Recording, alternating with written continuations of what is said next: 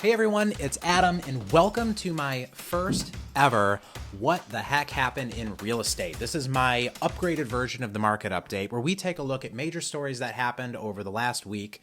And so let's get into it, and let's start with some optimism. Some real estate agencies are already seeing prices drop. By the way, Zillow's latest market report found that nationally, home values lost 0.3% from July to August. Mortgage rates are at their highest in 2 decades. Even with sellers slashing prices, for many, those rising mortgage rates are putting the American dream of home ownership out of reach.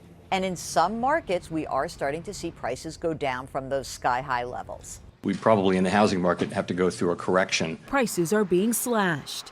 National housing prices are falling around the country according to multiple sources, more specifically 2% since July. Seasonality is definitely a factor as median prices tend to fall after the spring and summer rush, but there's no doubt that this year a combination of aggressively rising interest rates, home prices, and inflation are playing a factor as well. These numbers are national, of course, which makes them an average. So this means there are some regions that are down 10%, some down 1%, and some that are even up, like my local market, all balancing out to 2%. Regardless of where you are, there's no doubt that homes are significantly less affordable than they were even at the start of this past year. And that's having an impact on the housing market, mostly in the form of buyers not being able to afford the home they want. Then they decide not to buy. Luckily, they have a nice, reliable fallback of record high rent prices to help them save money so they can eventually buy someday. Well, you'd think the sudden market shift is only affecting buyers' decision-making, but would-be sellers are being affected too. Most sellers also need to buy something, and many of them have refinanced in the past few years, are comfortable where they are, and maybe even have their home paid off. So this is making a record low inventory fall even more. The good news is that the result is prices are falling at a more graceful pace than they would otherwise due to supply and demand falling at a similar rate. Now, when home prices are going down, you might start to worry, especially when you come across headlines like this, YouTube videos like this, Reddit posts like this, or my personal favorite, this. The good news is that unlike our last housing crisis that was caused by lenders essentially giving people houses in exchange for an IOU written in crayon, lending standards are way tighter, meaning people who got mortgages could actually afford them. Home prices are way up too, so almost nobody's underwater on their value. This effect is creating a dynamic like we haven't seen before, so over the next year, the housing market is going to get weird. But one thing almost everyone agrees on is that home values will come down from the enormous jump they had over the last 2 years. Even if home prices plummet 15%, that just puts them back where they were around 2020, which is still in line with historic price growth, and is still fantastic news for most homeowners. Despite all of this, one thing that isn't changing is a rising population of young people who all want homes. So by default, they keep demand for any kind of housing high. But as I mentioned, less homes are available for them.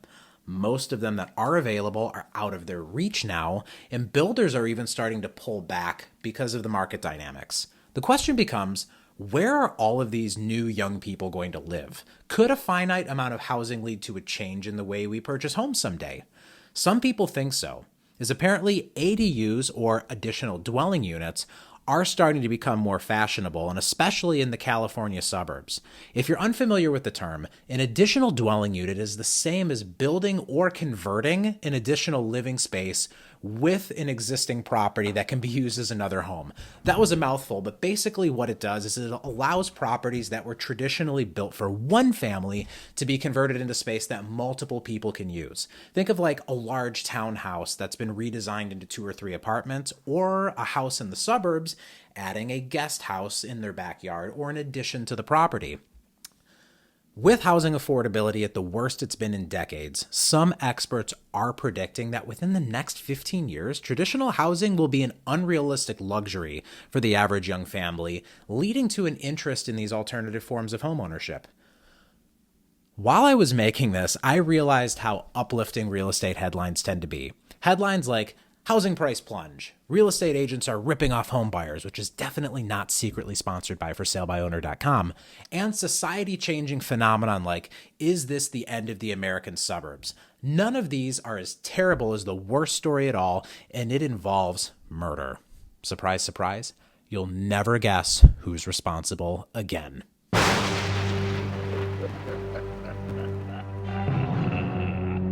That's right.